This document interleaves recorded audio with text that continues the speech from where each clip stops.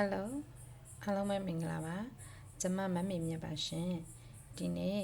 ကျွန်မက manifestation process အပိုင်း9လေးကို sharing လုပ်ပေးသွားပါမယ်ရှင်ဘာအကြောင်းကို sharing လုပ်မလဲဆိုတော့အခု manifest လုပ်တော့မယ်ဆိုရင်မနေ့ကကျွန်မက to do list လေးနဲ့မဖြစ်မနေလုပ်ရမယ်လို့ပြောပါတယ်အခုဒီနေ့အတွက်ကတော့ဘာ sharing လုပ်မလဲဆိုရင်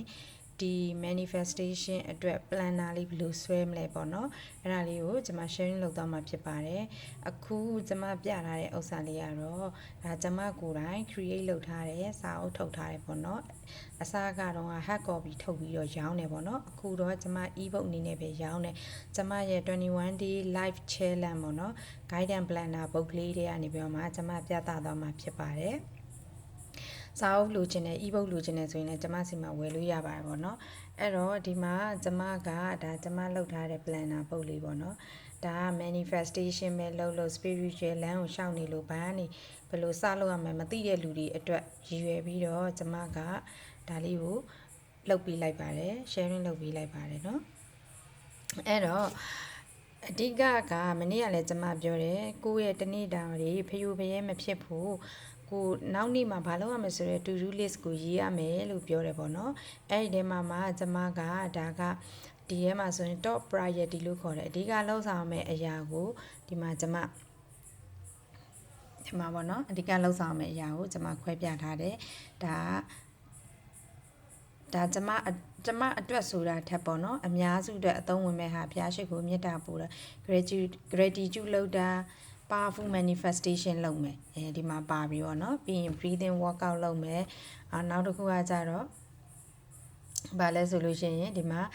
meditation တွေလုပ်မယ် energy healing လုပ်မယ်ဒါပေါ့နော်နောက်တစ်ခုက sound sleep practice ညအိတ်ခဏဒီမှာ sound sleep practice နဲ့ပေါ့နော်လုပ်မယ်နောက်ပြီးလို့ရှိရင်ဒီနောက် power break healing ပေါ့နော်ဒီ healing တွေကလိုချင်တယ်ဆိုလို့ရှိရင်ကျွန်မ YouTube မှာလည်းတင်ထားတယ်ဒီ sound sleep practice တို့ပေါ့နော် power break တို့အဲ့ဒါတွေအကုန်လုံးကကျွန်မ YouTube မှာတင်ထားပါတော့ဒါဒီ healing နဲ့လုပ်မယ်ဆိုတော့ဒါ priority ပေါ့ပြောချင်တာဒီတွေကနီးတိုင်းလုပ်ချင်းမလုပ်ချင်းဆိုတာတဲ့ဒီလိုမျိုးလေး planner ဆွဲလို့ရတယ်လို့ပြောချင်တာအဲ့တော့ဒီဇယားကွက်ကလေးက top priority လောက်ဆောင်မယ့်အရာပေါ့နော်ဒါကိုတနေ့တာမှာလောက်ဆောင်မယ့်အရာနောက်တစ်ခုကဒါကတော့တနေ့တာလုံးအတွက်မဖြစ်မနေလို့ဆိုရေကိုအနည်းဆုံးတစ်နာရီတစ်ခါတောက်ပါအဲ့ဒါဘာအတွက်လဲဆိုကျမတို့ manifest လုပ်မယ်လေရေတောက်ရင်းနဲ့လည်း manifest လုပ်မယ်ဒါကြောင့်မို့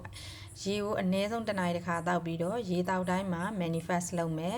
ပြီးတော့ကိုထမင်းစားတိုင်း gratitude လုပ်မယ်အစားကိုအချိန်တစ်ချိန်နဲ့တစ်ချိန်အနည်းဆုံး4နာရီခြားစားပါတနေ့ကို fasting 16 18 20အထိလုပ်နိုင်ပါတယ်ဆိုတာဒါတွေကမလုပ်လဲရတယ်ဒါ planner ပုံစံကိုပြတာပါเนาะအဲ့တော့အောက်မှာလဲကျွန်မက to do list ကိုအသေးစိတ်ကလေးနဲ့